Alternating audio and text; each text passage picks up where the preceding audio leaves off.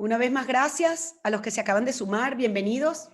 En nombre de la Fundación Código Venezuela, gracias, Susana, por todo tu apoyo a la Fundación, por esos audios de bienestar que han sido tan útiles, tan productivos, tan enriquecedores, que descargan 370 personas todas las semanas. Muchísimas gracias, Susana. Qué herramienta tan bonita, tan maravillosa para que cada persona pueda autoayudarse. Ya tú nos hablarás más de ellos. En un minuto comenzamos, 6:05.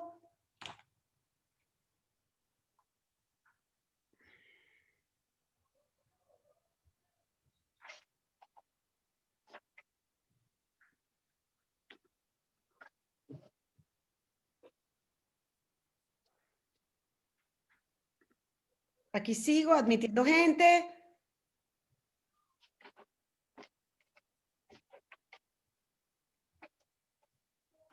A ver, se están uniendo. Bienvenidos los que acaban de incorporarse. Estamos a punto de comenzar nuestro encuentro digital de hoy, cómo aliviar el miedo migratorio. Gracias a Susana Barradas, qué apoyo tan grande ha sido para la Fundación. Yo creo que podemos comenzar. Una vez más, esto es un encuentro digital.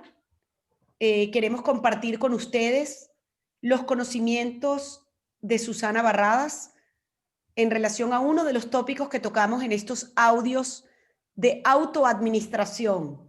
Son unos audios de ayuda para que cada uno de ustedes pueda administrarlos a sí mismo. Están en la página de la Fundación, códigovenezuela.org, en la sección de bienestar. Son audios avalados por la Universidad Complutense de Madrid, la Universidad Complutense de Madrid, disculpen. Tenemos 9 audios por ahora, seguimos incorporando mejoras, etcétera. Vamos a comenzar con la presentación. Les estaba comentando que pueden comentar en el chat abajo cualquier inquietud, etcétera. Sin embargo, esto no intenta ser una terapia personalizada, una psicoterapia personalizada. Justamente en el espíritu de lo que hacemos en Código Venezuela, queremos masificar el apoyo a los venezolanos, que cada persona pueda autoadministrar su propia ayuda, de manera de que podamos dejar de ayudar de 1 en 1 o de 10 en 10 y comenzar a ayudar de 100 en 100 y de 1000 en 1000. Vamos a comenzar la presentación, les quito 5 minutos. Al final tendremos un ejercicio de conciencia corporal. Por eso les habíamos pedido que trataran de estar en un lugar donde pudieran tener cierta privacidad, cierta intimidad, cierto silencio para que pudieran disfrutarla. Al terminar este ejercicio vamos a colgar el webinar sin sección de preguntas y respuestas. Escríbanos en el chat por cualquier cosa. Si quieres, Susana, comenzamos con la presentación. Yo sigo admitiendo por aquí a la gente que vaya llegando. Gracias por sumarse a los que acaban de llegar. Me avisas si yo soy quien va a pasar tu página, ¿verdad? Sí, pero son 3 laminitas rápidamente. Estamos aquí para hablar del miedo que representa el migrar, del miedo que sentimos esos primeros meses. Somos una fundación, Código Venezuela, creo que muchos ya la conocen. Somos una fundación de bien social sin fines de lucro que ofrece oportunidades a la diáspora venezolana en las áreas de educación, empleo y emprendimiento. Estamos unidos en la causa de poner en valor el talento venezolano para convertir a la diáspora en una fuerza transformadora, potenciadora, integrada con los países de acogida. Sabemos que hay una oportunidad para cada venezolano y les brindamos las herramientas necesarias para encontrarla. Pero somos más que eso, porque el sueño es más grande. El sueño es crear el país virtual que una al mundo y que conecte a los 6 millones de venezolanos que se han tenido que ir de Venezuela. Vemos la diáspora desde otro ángulo. Hace tiempo que dejamos de hablar de crisis, caos, de costes y nos hemos dedicado a hablar de oportunidad, posibilidad e inversión de futuro. Si quieres pasa la lámina, Susana, gracias. Les hablo de Susana. Susana es caraqueñísima, doctora en neurociencia, con una amplia experiencia en psicología clínica, experta en terapia sistémica y cognitivo-conductual. Ella dirige nuestro proyecto Bienestar, psicoterapia online para superar el duelo migratorio venezolano. Yo los animo a todos de corazón a meterse en nuestra web código vzla.org o códigovenezuela.org y escuchar estos audios que son de acceso gratuito, avalados por la Universidad Complutense de Madrid y que buscan ayudar a los migrantes a superar los síntomas de nostalgia, preocupación y miedo asociados al duelo migratorio venezolano. Unos audios que están en constante evolución y que los produce una psicóloga clínica migrante ella misma, separada de sus hijos y con toda la problemática que tenemos todos. Así que sin más, los dejo con Susana Barradas. No puedo evitar recordarles que estos audios son gratuitos, como todo lo que hacemos en la Fundación, pero yo los animo a donar, a aportar lo que puedan. Toda aportación es útil, 5 euros, 1 euro. Es muy fácil a través de nuestra página web para que nos ayuden a continuar nuestra labor. Susana, gracias, te quiero muchísimo. Gracias por lo que haces por nosotros. Continúa No. tú. Bueno, entonces, bueno, bienvenidos a todos. Vamos a conversar, la idea es que voy a conversar un poco acerca del miedo. Y claro, como lo estamos conectando con los audios que ya ustedes conocen o que conocerán en algún momento, que son 11 audios que pasan por todas las fases del duelo migratorio, hemos querido enfocar en el miedo hoy porque es un tiempo de miedo. La verdad es que no solamente ha sido la migración, sino el tema del COVID ha removido el miedo a, bueno, a perder la vida, que es uno de los miedos más importantes. El otro miedo importante es si tendré salud mental o no. Esos son miedos de la humanidad, ¿no? Y bueno, ¿y qué es el miedo? Bueno, el miedo es una emoción con la que venimos.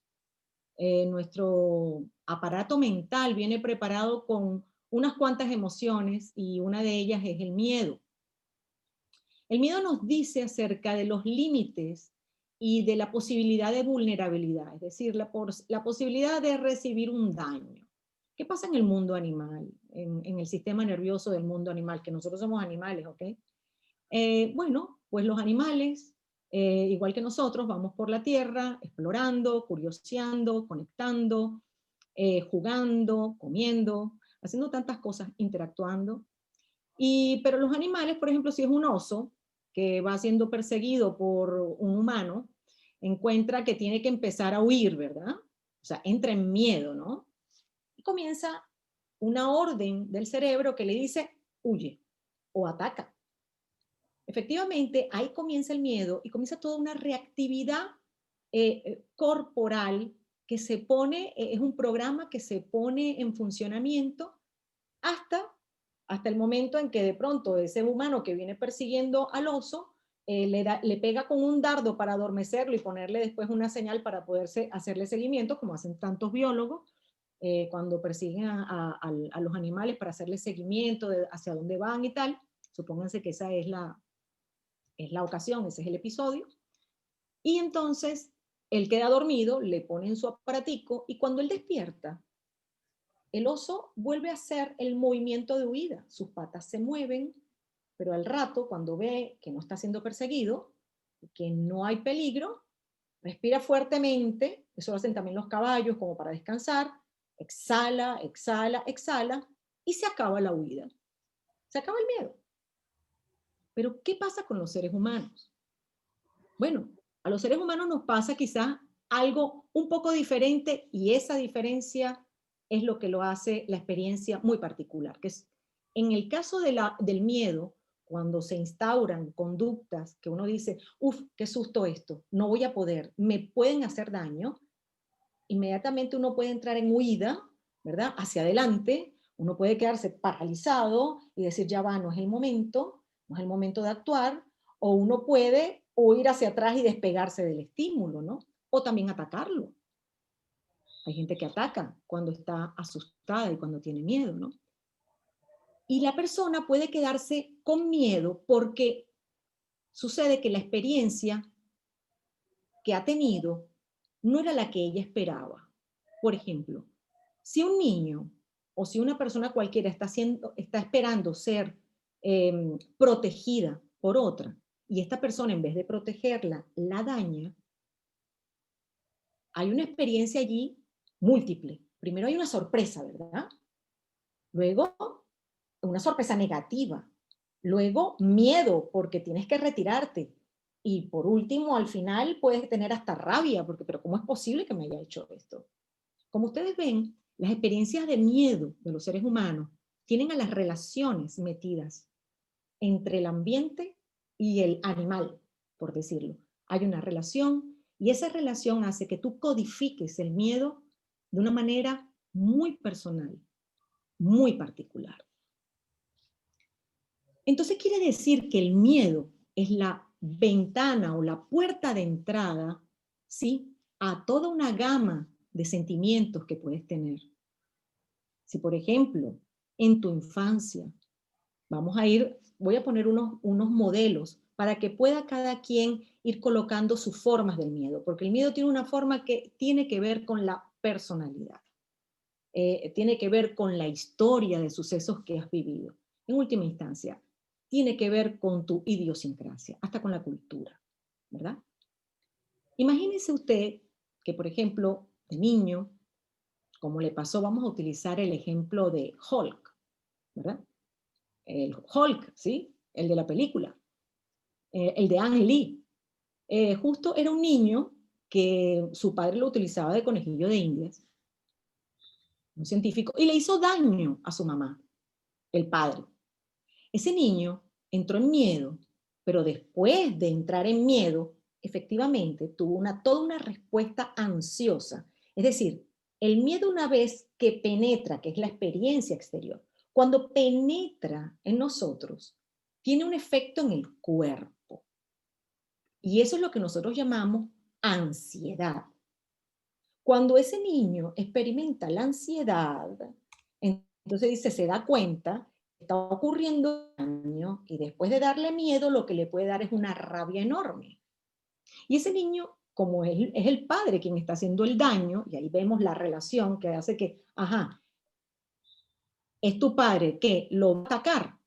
Entonces, ese miedo que le abrió la puerta a la rabia se enquista y no se puede resolver y quizás, vamos a poner otro ejemplo, cuando es mayor, adolescente, pues se vuelve muy rebelde, muy respondón, muy agresivo y bueno, y cuando es adulto, Hulk, esa rabia, ese miedo que después se convirtió en rabia, lo convierte en un tema justiciero.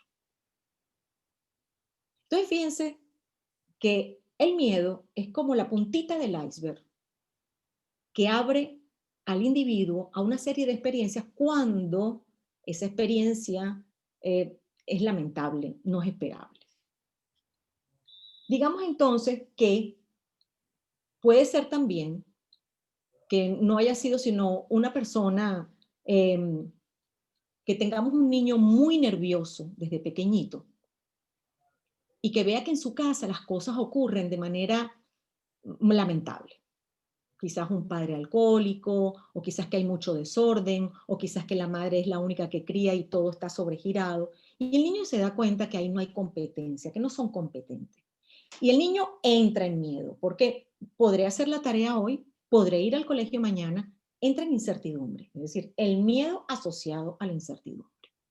Quizás ese niño, de vivir tanto con ese miedo y con esa incertidumbre, después procede a tener un mecanismo de defensa más grandecito, diciendo, yo me encargo de todo. Y ahí encontramos entonces las personas que se encargan de todo y que después, bueno, pues terminan fatigadas, evidentemente, terminan cansadas. Pero ese es otro modelo de cómo el miedo puede gestar una adaptación de comportamientos en donde las personas se encarguen de todo. ¿Ok? O podríamos también tener el ejemplo del niño. Y siempre hablo del niño porque estoy hablando de una historia inicial del niño que iba al colegio y era considerado tonto o que fue, a ver, de alguna manera fue humillado ese niño, ¿no? Entonces, eso primero, ¿qué pasa? Que si el niño tiene alguna sensibilidad, algún problema en su sistema nervioso y fue humillado y no fue reconocido y no fue ayudado, vamos a decir que ese niño tenía mucho miedo al hacer las tareas porque sabía que no iba a poder hacer ninguna tarea bien. No era competente, era muy, no se concentraba, muy nervioso. Entonces ese niño empieza a tomar la idea ¿verdad? Que es humillado una vez, 2 veces. Empieza entonces a estar otro tipo de sentimientos, que es enfado, después se siente culpable, después se siente solo y después quizás se entra en una pasividad y dice, yo no me muevo. Y es el típico pasota que después vemos que es como un Peter Pan, que nunca crece y no resuelve nada. Estos ejemplos que les estoy poniendo es para decirles que el miedo, eso, es la entrada, pero también complejiza, si no se resuelve y si no se calma el miedo, puede complejizar la vida psicológica de una persona. El primer efecto del miedo es en el pensamiento. Todo miedoso es muy preocupado. ¿Por qué? ¿Y si pasa tal cosa? ¿Y si pasa lo peor? ¿Y si no pasa? Es decir, las personas miedosas suelen anticipar muchísimos, muchísimos problemas que la mitad de ellos no ocurren. Por supuesto, las personas miedosas entonces llenan su mente de pensamientos y entran en una especie de falta de concentración porque tienen, a ver, una velocidad psíquica porque hay tantos pensamientos que tú dices, no puedo parar, tengo demasiado. Suelen confundirse. ¿Y qué significa esa confusión? Bueno, no pueden poner una jerarquía. Claro, el miedo va tomando las zonas del cerebro en donde tú organizas, programas, que es esta zona, la que hace toda la programación ejecutiva, y tienes tanto miedo con tantos pensamientos que no puedes programar, hacer una jerarquía, decir, primero va esto, después va esto, ¿no? Ocasionándote también falta de concentración, porque, bueno, porque piensas demasiado. El miedo, en su expresión en el pensamiento, produce distorsiones. Y esto es muy importante. Yo quisiera que estén viendo en este instante, como les estoy poniendo las cosas muy prácticas, quiero que vean ustedes mismos qué tipos de distorsiones han tenido cuando ustedes han tenido que presenciar mucha ansiedad y mucho miedo. Fíjense, catastrofismos. Imaginarse lo peor y decir, me voy a recibir la peor noticia hoy. Esto es una manera de que tú mismo recicles tu miedo. Darle alta importancia a cuestiones que objetivamente no lo tienen. Cuando tú te veas en eso, tú dices, ya me he pasado unos 7 u 8 pueblos, ¿no? O, por ejemplo, hacer inferencias arbitrarias. Por ejemplo, que tiene que ver un día nublado con que a ti te vaya mejor o peor, pero si tú lo asocias y lo asocias en un estado en donde tu sistema nervioso todo se lo cree y está todo muy impactado por adrenalina, pues tú te lo crees y te va mal también. Esa se llama, eso es la profecía autocumplida, ¿no? O pensamientos de este tipo, deberías, quizás deberías, oye, no hiciste esto. Ahí entonces recuerden los modelos que les he dado de infancia y quizás en alguno de ellos, de ser un niño muy inseguro, en la adolescencia te conviertes en un individuo, pero no hiciste tal cosa, pero no hiciste tal otra. Y así como se lo haces a los demás, también te lo haces a ti mismo en la adultez y te conviertes en tu propio juez. Cuando ustedes vean a ese juececillo diciendo, mira, esto te quedó mal, no, esto no está muy bien, no lo entregues todavía, mosca con eso, ¿no? Ok. O lectura de la mente, es decir, hacer una inferencia a partir de la cara de una gente y decir, seguro este está pensando tal cosa de mí, que son inferencias gratuitas, pero que vienen justamente de un procesamiento del medio a través del miedo. Por supuesto, también trae algunas conductas. Las consecuencias del miedo en el sueño, ya eso lo tenemos claro. Yo me imagino que todos ustedes alguna vez se habrán acostado y habrán dicho, no pude dormir porque tenía 1000 pensamientos. Y no los coloqué en una lista y dije para mañana. Y algunas veces así lo dirimes y otras veces te la llevas la lista en la noche y te despierta a las 3 de la madrugada. O sea, trastornos alimentarios. Es verdad que a veces cuando sentimos mucho miedo, tu tubo digestivo se afecta y sientes como vacío en el estómago, lo que te hace pensar que debieras llenarlo. Y eso también es un comportamiento, es una forma pues de llevar el miedo que se gesta en la infancia, ¿verdad? O, por ejemplo, entras en miedo y dices, me voy a tomar una copita para que se me quite esa angustia que tengo. Efectivamente, la copita te la quita por 3 horas, o la primera copita es la que te quita la angustia. Pero resulta que a las 3 horas si te has pasado de copas, lo más probable es que te venga una tristeza y te venga más angustia, ¿verdad? Conducta distraída también, porque si un individuo que está en miedo, está en huida o está en ataque.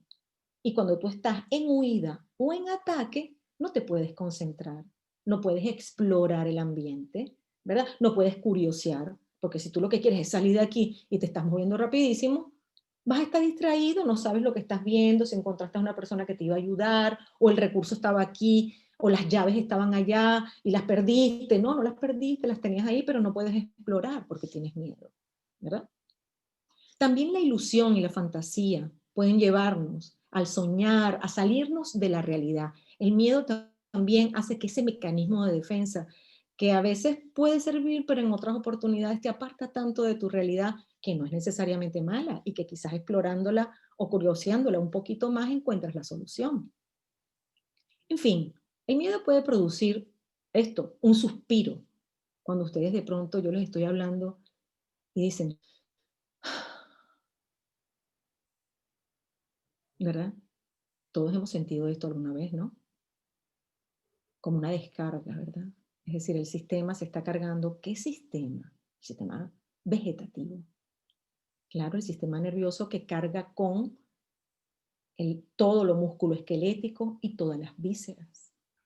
Entonces, el miedo se coloca en el cuerpo. Claro, el pensamiento lo sigue rizando el rizo, pero todo lo que es pensamiento se coloca en el cuerpo y a veces uno hace así. Lo necesita uno, ¿no? Y la hiperactividad. La hiperactividad es propia de quien piensa mucho. Y no puedes, entonces, igual que piensas, te mueves. O no quieres pensar y moverte hace que sientas menos. Cualquiera de estas conductas tienen que ver también con sentir menos. Llorar, me gusta más llorar, porque la verdad es que cuando lloramos, descargamos. Hay una descarga y es maravilloso. Después uno puede descansar, soplarse la nariz, tomarse un vasito de agua y sentirse mejor. Esto es lo que quiero que vean.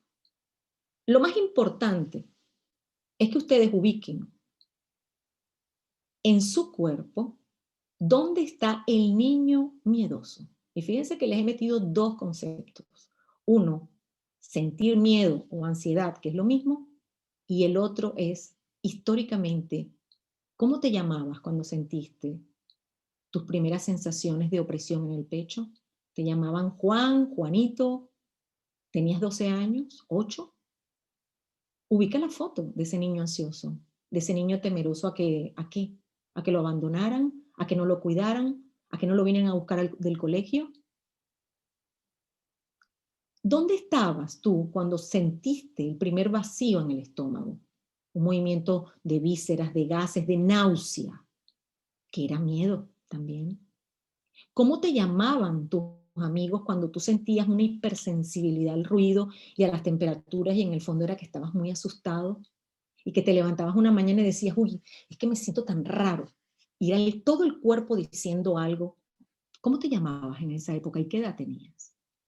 Cuando de pronto estabas en el colegio y sentías una resequedad en la boca, estabas tan preocupado que habías estado preocupado mucho tiempo sin darte cuenta, o aceleración psíquica, o sudoración. Vamos entonces a esta parte que es la que me interesa hoy y es la experiencia en la que quiero, quizás algunos la conocen y a otros la que no la conozcan, quiero introducirlos. Vamos a autogestionar nuestra ansiedad. Ya estoy pasando del miedo a la ansiedad o a la angustia, que es la expresión, como la huella digital tuya, la expresión que tiene tu miedo en ti.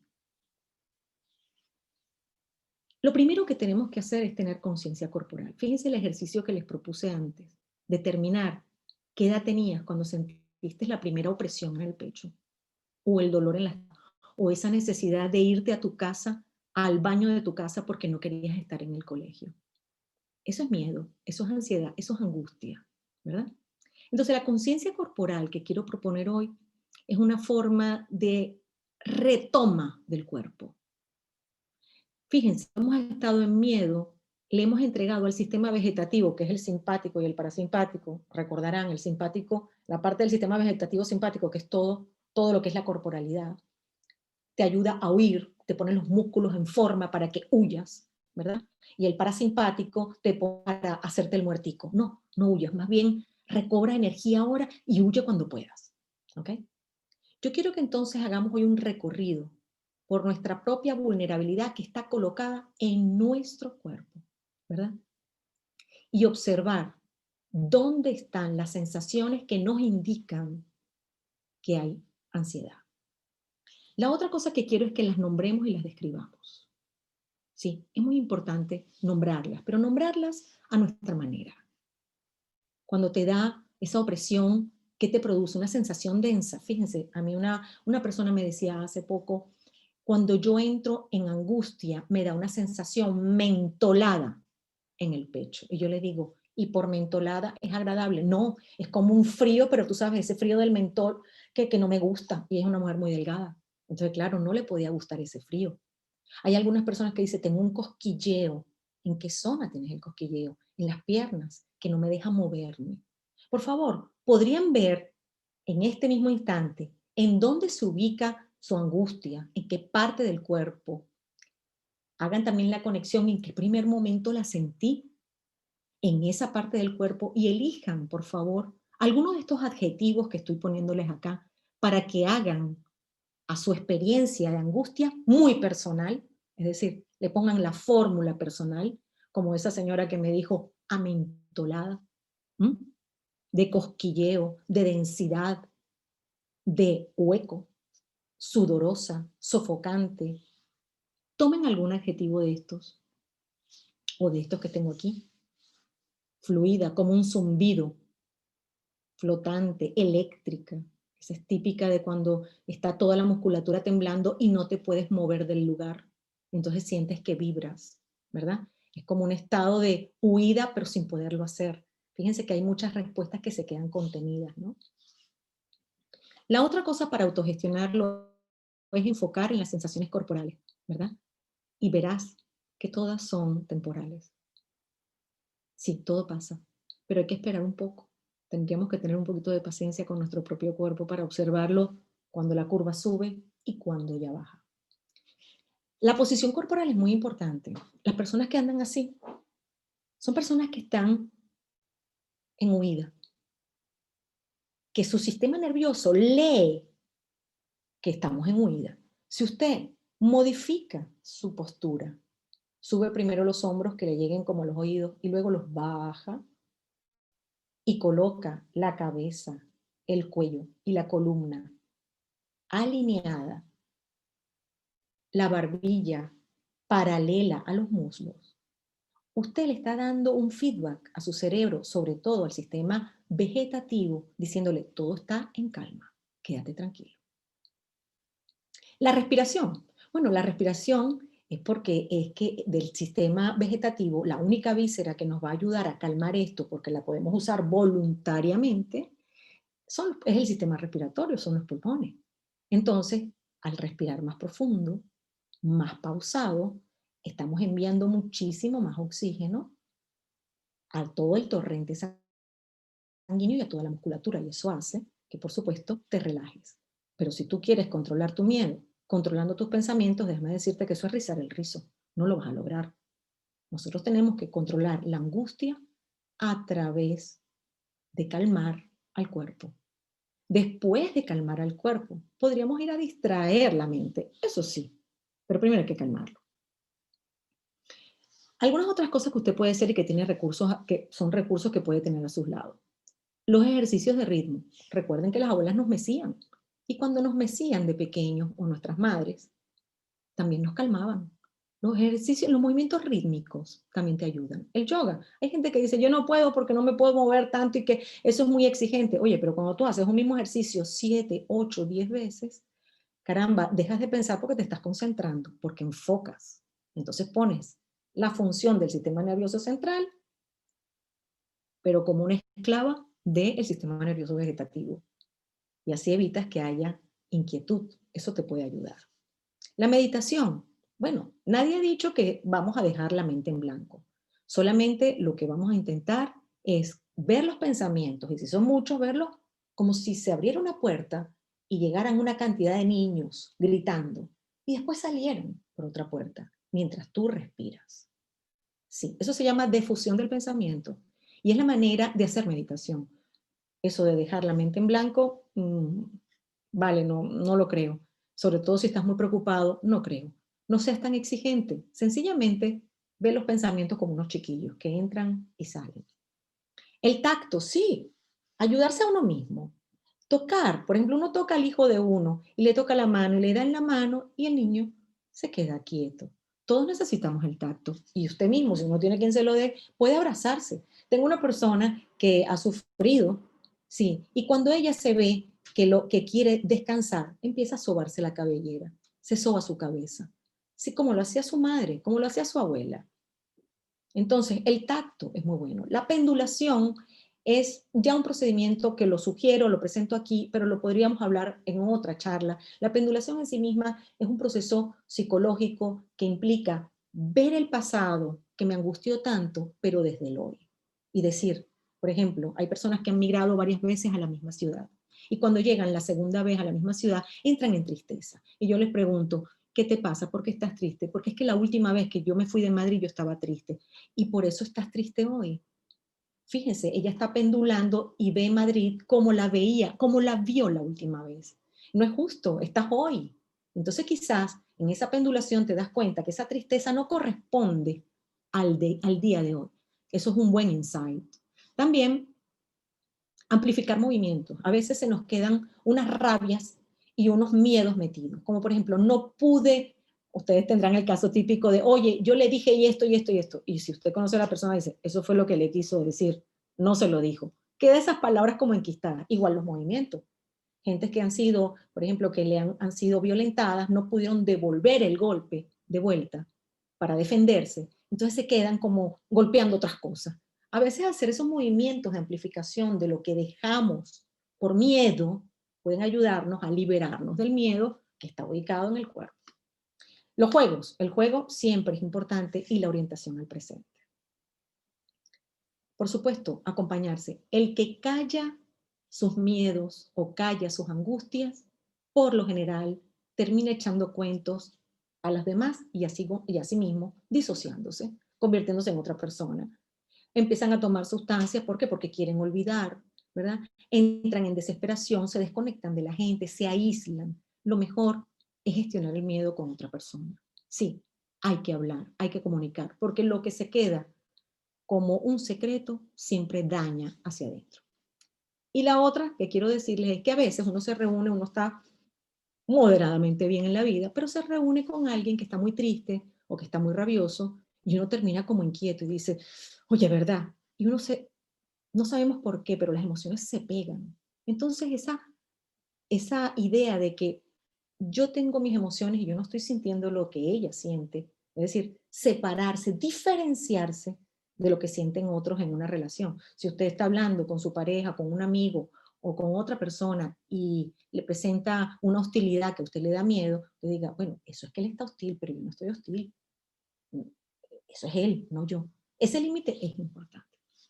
Bueno, acá ya entonces quiero que nos vayamos preparando para nuestra propia experiencia. Vamos a tomarnos unos minutos para hacer un ejercicio que se llama conciencia corporal. Vamos a utilizar atención focalizada, que son técnicas que vienen del mindfulness o conciencia plena. Vamos a hacer escaneo del cuerpo y vamos a darnos cuenta en qué lugar de tu cuerpo se ubica el niño o la niña que por primera vez sintió miedo. ¿Ok? En este sentido, entonces, les propongo que nos sentemos. Voy a dejar de compartir pantalla. Vamos a sentarnos garantizándonos que la cabeza, el cuello y la espalda estén totalmente alineadas. También te recomiendo que pongas los pies en el piso, las plantas de los pies, e imagines que te salen raíces en las plantas y en los talones. Como que firmemente estás pegado del piso. Pon tus manos sobre tus muslos. Si tienes alguna duda acerca de si la columna, la cabeza y el cuello están alineadas, puedes subir los hombros y lanzarlos hacia abajo y soltarlos. Y ahí estarás absolutamente seguro de que estás alineado. En esta posición, nuestro cerebro entiende que estamos tranquilos y con los ojos abiertos vamos a hacer algunas respiraciones profundas. Comenzamos inhalando por la nariz, llenando abdomen, pecho, clavículas. Siente el aire en el cuello, conténlo y exhalas muy lentamente como si fueras una bomba que se va desinflando por la boca.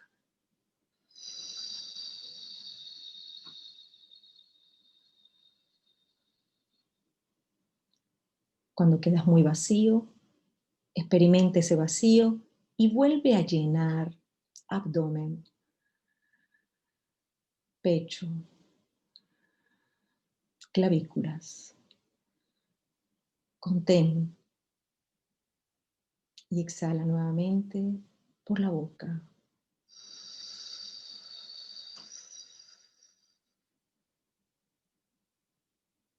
Experimenta el vacío y volvemos. Abdomen, pecho, clavículas. Contenemos y exhalamos lentamente.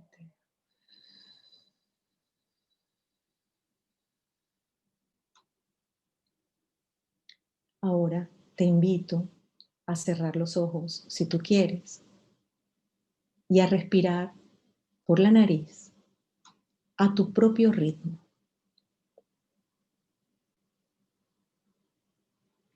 Cerramos los ojos para poder utilizar la imaginación.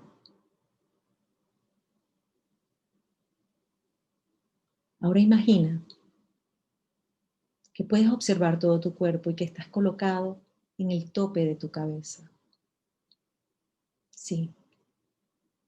Y vamos a pensar que puedes sentir todo lo que te quiera decir el cuero cabelludo, desde una piquiña, cosquilla, deseos de tirar de un cabello, o nada. Solamente observa si allí alguna vez has tenido la sensación o el deseo de rascarte. Puede ser ahora mismo que quieras rascarte. Ese pensamiento no lo hagas, déjalo entrar y déjalo que se vaya. Sí, los pensamientos son así. Vamos a ir bajando por la frente. Quizás si piensas mucho, la frente puede ser un lugar donde haya tensión. Porque claro, pensando todo el tiempo, puede ser que tengas ahí algo contracturado. O las sienes. ¿Sientes el latido del corazón en las sienes? Solo obsérvalo. Observa si el miedo, la angustia, puede colocarse en esa zona. Si vienen pensamientos, déjalos que entren y que se vayan. No importa. Vamos a bajar a la mandíbula. En la mandíbula, después de mucho miedo, puede que ahí se quede la rabia y te quedas apretando la mandíbula. Podrías soltarla un poco hoy, si quieres. Y si la sueltas, puede que la boca se abra un poco y descanses. Observa si la mandíbula dice algo de una relación entre el miedo y la rabia. Y recuerda cuándo fue la primera vez que lo sentiste. Seguimos bajando. Vamos al cuello. El cuello es el lugar donde se divide el pensamiento de lo visceral. Es un lugar donde la gente que quiere que todo sea perfecto muchas veces duele. Observa si tu cuello duele hoy, si está contracturado, si te suena crack, crack. Observa un poco más los hombros, porque en los hombros se ubica todo el cansancio de quienes cargan con pesos muy grandes. Ve si tus hombros están sueltos o por el contrario, están muy cargados. ¿Qué dolor presentan? ¿Es un dolor como que si te pullara? ¿Como un ardor? ¿O no? ¿Está relajado? Muy bien. Ahora vamos a entrar en el tórax. Y el tórax es muy importante, porque es el lugar donde tú haces conexión con todo lo vital. Si viene algún pensamiento, déjalo. Y si vienen muchos, que entren como unos niños gritones y vuelvan y salgan por otra puerta. Continúa tu recorrido, porque estás descubriendo en tu cuerpo el niño o la niña que tuvo miedo. Vamos al pecho, que sientes presión, sientes un frío, no sientes nada ahora. Registra todos estos cambios porque estás conociéndote. De nada nos sirve conocer todo el mundo y no conocernos a nosotros mismos. Tenemos que conocer cuál es la huella digital de nuestro miedo. Baja a la boca del estómago. Te arde. O dice como que tengo hambre. O presiona. ¿Qué te dice la boca del estómago? ¿Hay vacío? ¿O está normal? Muy bien. Y observa de una vez todo tu abdomen. Sientes gases, movimientos, sonidos. Observa. Vamos a la zona de la cadera. En la zona de la cadera tenemos todos los órganos genitales y los órganos vitales. Observa si algo tiembla, vibra, molesta. ¿Hay algún miedo allí? ¿O todo está bien? Bajemos a los muslos. Las piernas es la conexión con el mundo, es la movilidad, es el cambio. ¿Cómo sientes esa musculatura? ¿La sientes debilitada? ¿La sientes que no tiene fuerza? ¿O la sientes normal? Las manos que las tienes sobre los muslos. También esa es la conexión con el mundo. ¿Qué sientes en tus dedos? ¿Los sientes contracturados? ¿Los sientes recogidos? ¿O los sientes estiraditos, normales? Los brazos. Todo lo que son las extremidades es la conexión con el mundo. ¿Tienes miedo allí? Continuamos con las piernas, las rodillas. Las rodillas son la articulación, lo que nos permite arrodillarnos, flexibilizar. ¿Hay rigidez? ¿O está flexible? Pantorrillas y talones. Las tienes firmemente pegados los talones y las plantas de los pies del piso. Qué rápido, ¿no? Este recorrido para conocer dónde habla el cuerpo y desde qué voz interior habla. Desde el niño, desde una adaptación o un adolescente que decidió ayudar a ese niño para que no tuviera miedo y por eso se convirtió en rebelde o en pasota o en una persona que es un juez. O desde el adulto que eres hoy y que quieres armonía para adentro. Muy bien. Desde ese adulto, recuerda las partes de tu cuerpo, regístralas, repite estos ejercicios y te conocerás más a ti mismo y tendrás de vuelta la seguridad en tu vida.